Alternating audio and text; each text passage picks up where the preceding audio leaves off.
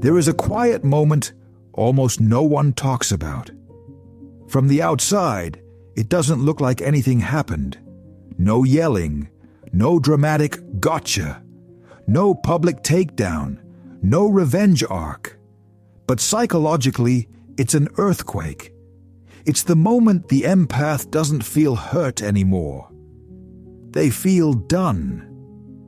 And Carl Jung noticed something about that moment that deeply unsettles narcissistic personalities. Not because it turns the empath into someone cruel, but because it turns them into someone unreachable. And narcissists cannot survive what they cannot reach. Jung described this as an alchemical turning point, a psychic reaction where poison isn't simply expelled, but absorbed, digested, and transformed into something else entirely. He called this process psychological alchemy. And once it happens, the empath doesn't become dangerous in the way people expect. They become unbreakable. Most people misunderstand empaths. They assume empathy is weakness. They assume sensitivity equals fragility. They assume kindness is naivety. But Jung saw something different. He believed empaths possess what he called authentic being, a psyche rooted in lived experience rather than image. Narcissists, on the other hand, don't live from being. They live from persona, masks, reflections, borrowed energy, external validation. Where the empath feels deeply, the narcissist performs deeply. And that difference changes everything once the empath reaches their breaking point. A narcissist feeds on reaction, admiration, fear, confusion, emotional chaos. Jung would later conceptualize this as a form of psychological vampireism, not evil in a cinematic sense, but unconscious. The narcissist doesn't drain because they enjoy cruelty. They drain because they are empty. Meanwhile, the empath has often been full, but leaking energy, leaking forgiveness, leaking understanding, leaking chances, until one day they stop. And that's when the balance of power reverses. Jung warned that the most dangerous psychological transformation is not rage, it is integration. Because when the empath integrates what they were trained to suppress, anger, boundaries, discernment, self-authority, they don't swing into cruelty, they swing into clarity. This is where Jung introduced the principle of enantiodroia, the tendency of things to turn into their opposite when carried to the extreme. Excessive empathy eventually becomes sovereignty. Endless giving becomes self-possession. Silence becomes presence. And presence is terrifying to anyone who relies on manipulation. Here's the part narcissists never expect. The empath doesn't fight back. They withdraw psychic access. No more explaining, no more defending, no more proving reality, just an internal shift. And suddenly, manipulation has nowhere to land. Jung believed this moment marks the beginning of individuation, the process of becoming whole, not good, not moral, not socially acceptable, whole. And wholeness does not negotiate with dysfunction. That's why a fed-up empath often isn't loud. They're calm. They don't expose the narcissist. They don't chase justice. They don't beg for closure. They simply stop participating in the illusion. And illusion is the narcissist's oxygen. Jung once wrote that the greatest burden a human can carry is an unlived life. The empath has lived too much for others. The narcissist has lived too little within themselves. When the empath stops offering their inner world as shelter, the narcissist is forced to face their own emptiness. And that confrontation is unbearable. This is the alchemical moment, when suffering becomes insight, when pain becomes structure, when empathy becomes power. Not power over others, power within. And from that moment on, the empath begins to rise through distinct psychological stages. Stages Jung outlined long before modern psychology gave them trendy labels. Stages that end with something rare.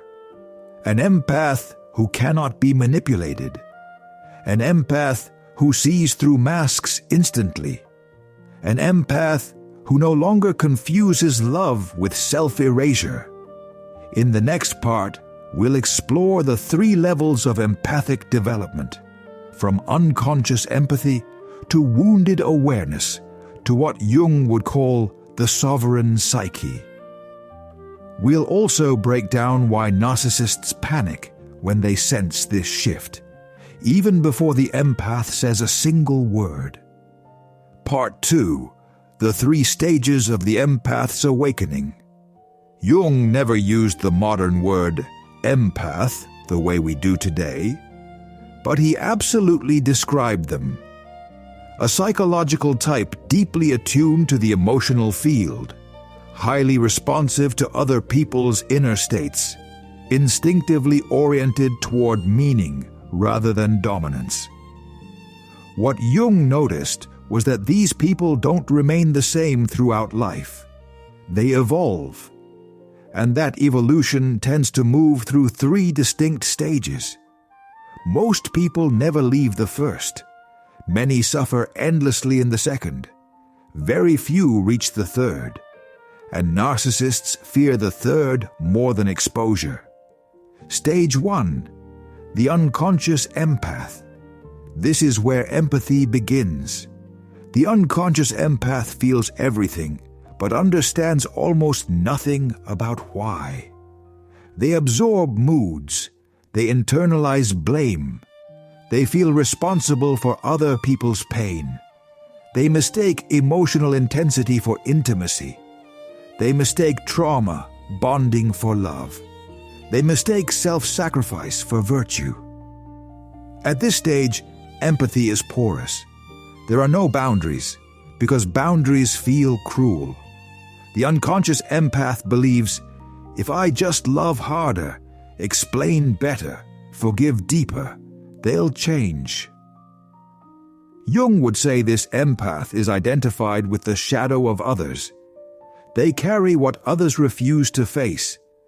And narcissists recognize this, not always consciously, but instinctively, like a predator sensing an open nervous system. That's why narcissists are drawn to empaths so quickly. The empath mirrors. The empath listens. The empath validates. But what the empath thinks is connection is often projection. The narcissist projects an ideal self. The empath projects hope. And both believe the illusion for very different reasons. But eventually something cracks, because empathy without selfhood becomes exhaustion, and exhaustion forces awareness, which brings us to the second stage. Stage 2, the wounded awakening empath. This is the most painful phase. This is where the empath realizes, I've been giving life to something that feeds on me. Jung called this the encounter with the shadow. Not the narcissist's shadow, the empath's own. Anger they were trained to suppress. Boundaries they were told were selfish. Instincts they were taught to doubt.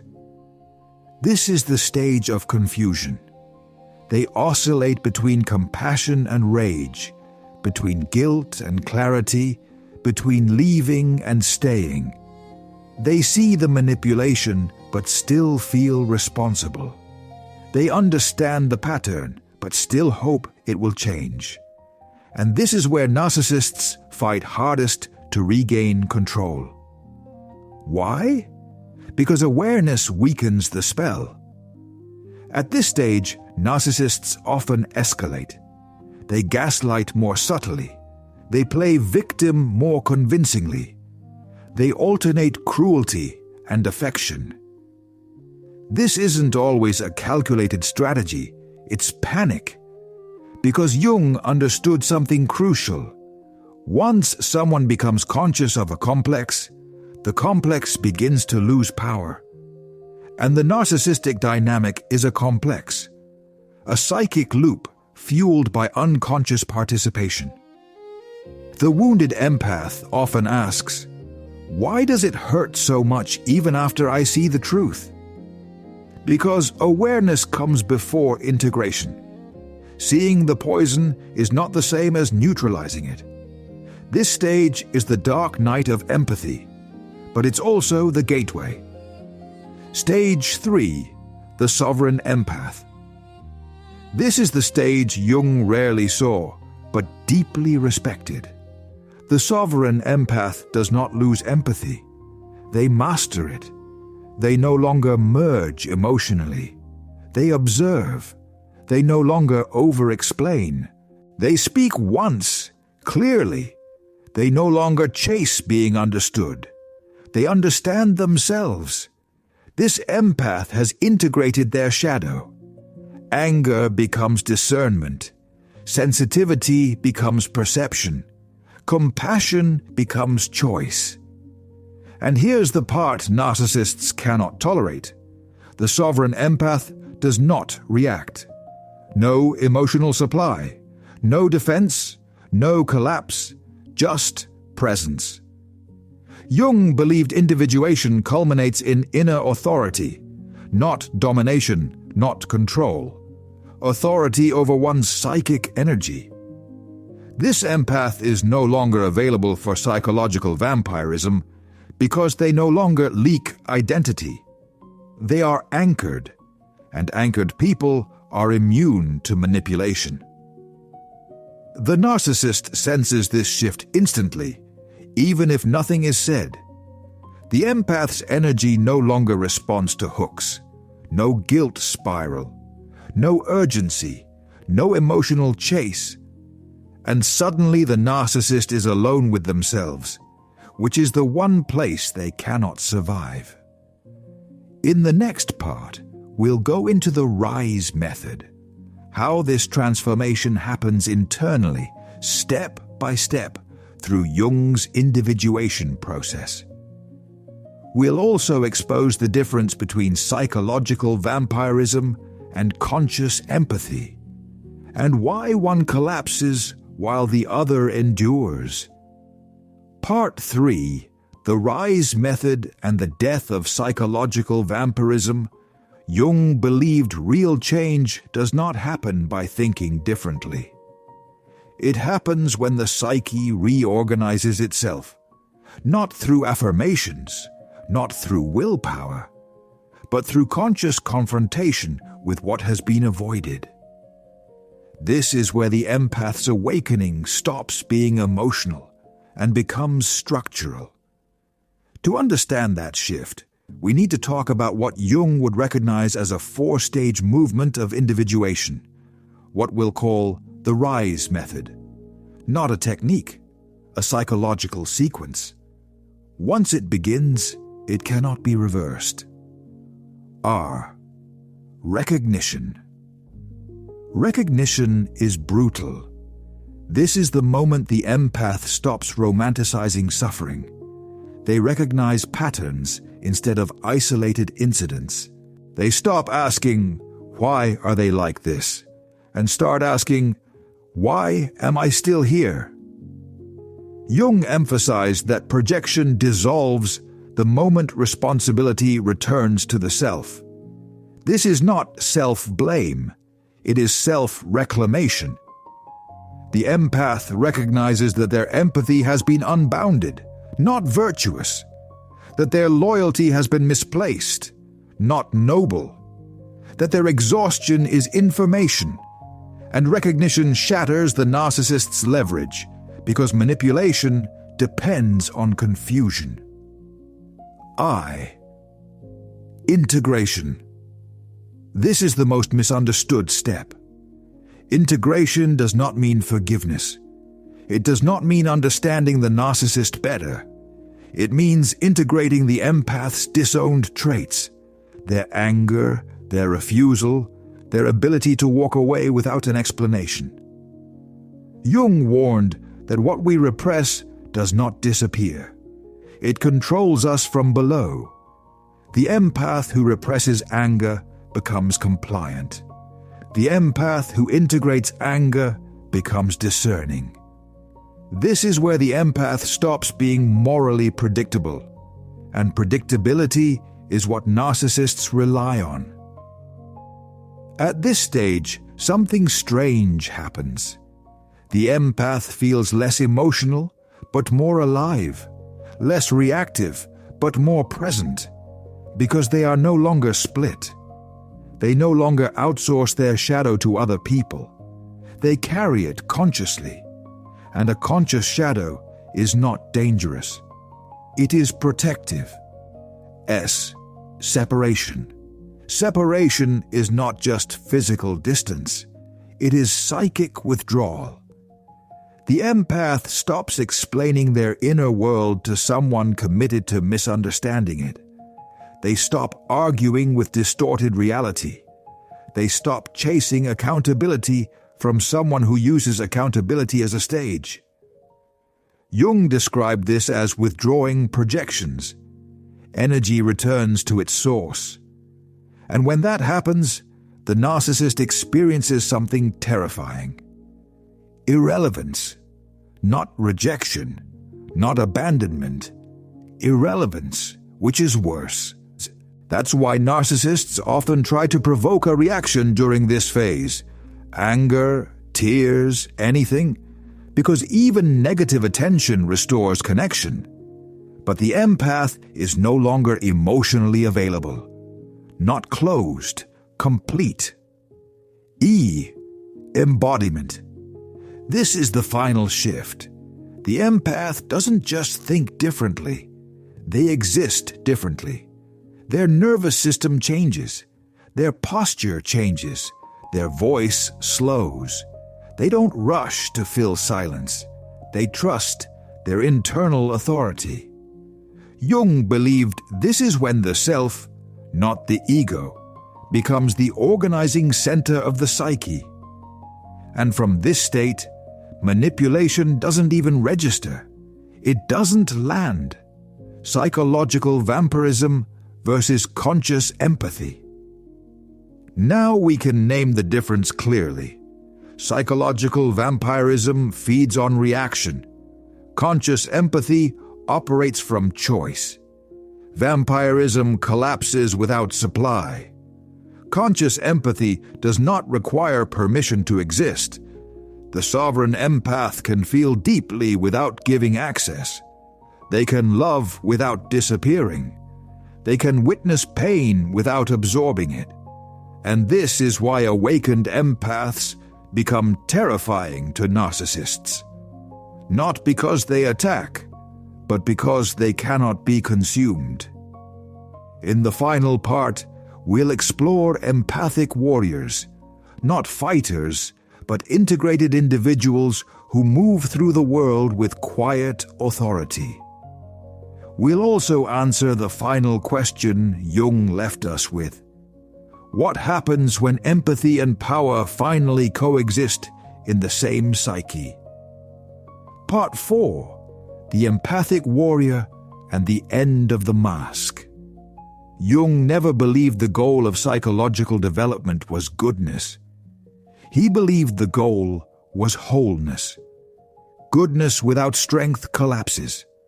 Strength without empathy corrupts. But when empathy and strength integrate, something rare emerges. Not a savior, not a victim, not a fighter, an empathic warrior. The empathic warrior does not battle other people. They battle inner fragmentation. They do not seek to expose narcissists. They let narcissists expose themselves through irrelevance. Jung understood that once the self becomes the organizing center of the psyche, external chaos loses authority. The empathic warrior doesn't need to dominate. They don't need to win arguments. They don't need to be believed, because their reality is internally confirmed. That's why narcissists eventually abandon awakened empaths. Not because they were defeated, but because there is nothing left to extract. No admiration, no guilt, no emotional turbulence, just calm, grounded presence. And presence cannot be manipulated. The collapse of the mask Jung believed the persona, the mask, is necessary early in life. But when it becomes the whole identity, it becomes a prison. Narcissists live inside their persona. They must perform continuously. They must be seen. They must be validated. The empathic warrior, by contrast, no longer needs to be seen. They see. And that gaze, calm, clear, unreactive, is unbearable to someone who survives on illusion. This is the final irony. The empath never wanted power, but power found them anyway the moment they stopped abandoning themselves. Why? Because the fed-up empath is truly dangerous.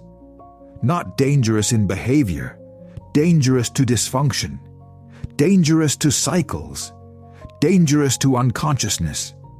The fed-up empath no longer rescues. They no longer explain abuse away. They no longer spiritualize suffering. They leave systems that require self-erasure to function, and systems like that collapse when empathy exits. Jung once wrote, "The most terrifying thing is to accept oneself completely." The fed-up empath does exactly that, including their anger, including their limits, including their refusal to be consumed. And from that acceptance comes a quiet authority that cannot be argued with. Here is the final truth. Empathy was never meant to be endless giving. It was meant to be perception. The empath's sensitivity was not a flaw. It was training. Training to see beneath masks, to feel subtle shifts, to recognize when something is no longer alive. Once that training completes, the empath does not return to innocence. They return to truth. And truth does not shout. It does not convince. It does not chase. It stands. If you've made it this far, this message wasn't entertainment. It was recognition. And recognition is the first step of freedom. Quiet psychology.